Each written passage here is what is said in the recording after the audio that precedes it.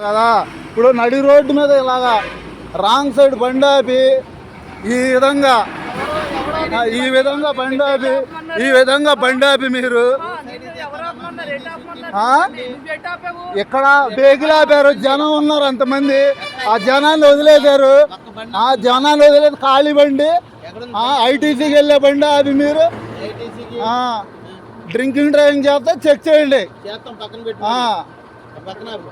వెళ్ళే బండి మీరు ఆపేసి నడి రోడ్లు ఈ విధంగా బండి ఆపేసి ఎవరో పెట్టించింది, ఎవరో మీరు, మేం కాదు, మీరు పెట్టించింది. మాకు నోరు ఉంది, మేము మాట్లాడతాం. మాకు నోరు ఉంది.